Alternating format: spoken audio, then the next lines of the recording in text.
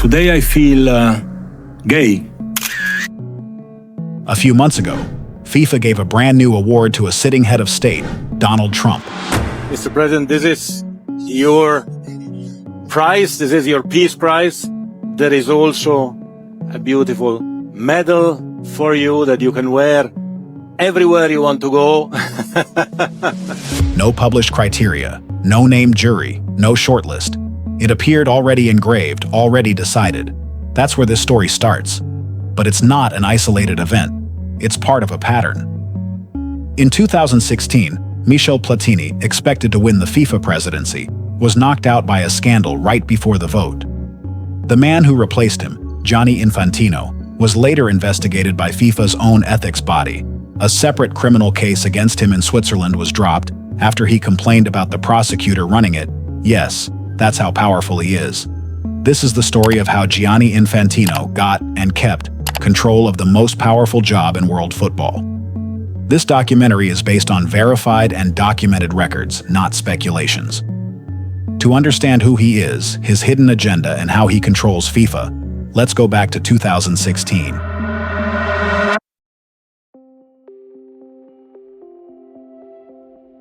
In 2015, FIFA collapsed under the weight of its own corruption scandal. The federation was exposed for bribery, fraud, money laundering, and racketeering. 7 FIFA officials were arrested in a swanky Zurich hotel, facing charges of money laundering, wire fraud, and international racketeering, in addition to accepting millions of dollars in bribes. 14 people in total were indicted, with possibly more to come. And President Sepp Blatter resigned over his own involvement. I will call an extraordinary Congress and put at disposal my function. It is going to be held as soon as possible, and a new president will be elected to follow me as the new president. I will continue to exercise my function as president of FIFA until the new elections are going to be held. That resignation triggered an emergency election. Gianni Infantino had spent 16 years at UEFA, most recently as its general secretary, a respected administrator, but not the frontrunner for FIFA's top job. That title belonged to Michel Platini, UEFA's president and one of the most recognizable figures in the sport. Then Platini was hit with his own ethics case, an undisclosed payment from Blatter, and banned from football entirely. He was out of the race before it started. Infantino won the FIFA presidency on February 26, 2016. A decade later, Platini is telling a different version of that story. In June 2026, he filed a criminal complaint in France, alleging Infantino orchestrated false accusations against him specifically to block his path to the presidency and clear the way for his own election.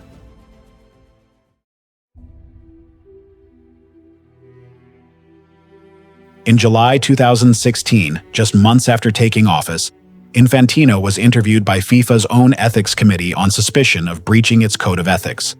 The man who campaigned as the reformer who'd clean up FIFA was now the subject of the same body he'd promised to strengthen. A separate criminal investigation opened in Switzerland, examining secret meetings between Infantino and the country's attorney general. In 2021, the prosecutor leading that case was removed after Infantino complained he was biased. 2 replacement prosecutors took over. In October 2023, they discontinued the case entirely. No charges filed. FIFA said it noted the outcome with extreme satisfaction. 2 investigations, 0 consequences, and a pattern already forming. When scrutiny got close, it didn't just fade, it got removed.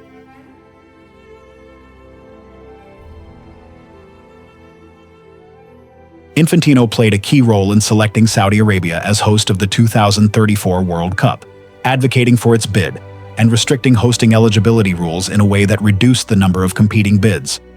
By the time the vote happened, Saudi Arabia was effectively the only realistic option left standing. Thank you very much. And last but not least, it is a great pleasure that I can confirm that the host of the FIFA World Cup 2034 will be Saudi Arabia. This fits a broader model of how FIFA operates under Infantino. Because FIFA's income and development grants are distributed largely at the president's discretion, critics have called the organization a patronage system. A former FIFA Governance Committee member described it bluntly as legal bribery, and one research group said the structure disincentivizes ethical conduct among member federations who depend on that funding. Infantino has also cultivated close ties with authoritarian and populist leaders, accepting Russia's order of friendship from Vladimir Putin over the 2018 World Cup, and maintaining close relationships with the ruling families of Qatar and Saudi Arabia, including regular use of a Qatari state aircraft. 2 investigations closed without consequence. A hosting process narrowed until only one outcome remained: a funding system that keeps member federations dependent on the president himself. By 2025, the pattern wasn't hidden. It was simply how FIFA worked. Then it reached the Oval Office.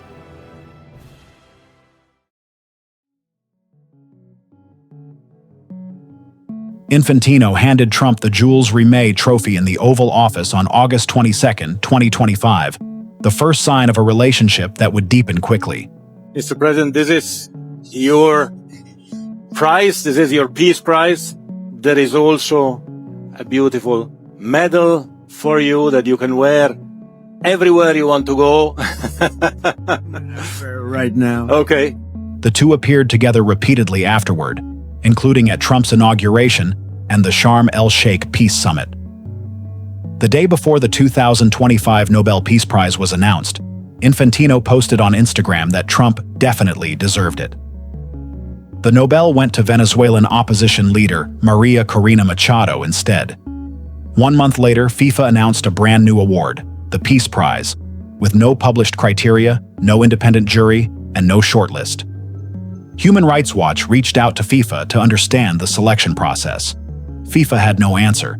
HRW's director said that suggested there may not have been a process at all. On December 5, 2025, at the World Cup draw inside the Kennedy Center, Infantino presented Trump with the award, telling him, "You definitely deserve the first FIFA Peace Prize for your action, for what you have obtained in your way."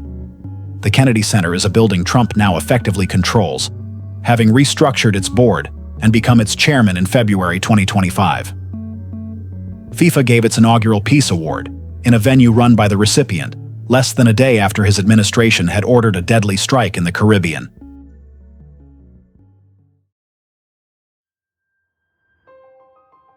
Australian international Jackson Irvine publicly questioned how giving the award to Trump aligned with FIFA's own human rights policy, a criticism grounded in FIFA's own rulebook, not just opinion. FIFA has long fined and banned players for political messaging, citing a policy of neutrality, making its own award to a sitting president especially jarring to critics. A former UN official called the award an attempt to obscure Trump's record on Gaza, the Caribbean strikes, and human rights inside the US. Human rights organizations issued formal condemnations. The pattern didn't stop at the ceremony. In July 2026, during the World Cup itself, Trump reportedly called Infantino directly to ask FIFA to review a red card issued to a US player. FIFA suspended the ban.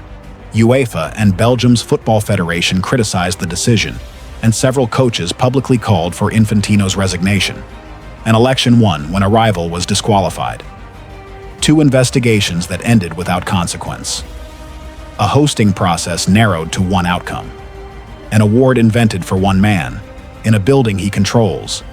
And a phone call that reportedly changed a refereeing decision, live, during the tournament itself. Each piece, alone, has an explanation. Together, they are the record of how one man has run the world's largest sport for a decade, not through the podium version of the story, but through the paper trail underneath it. This has been the Infantino Files.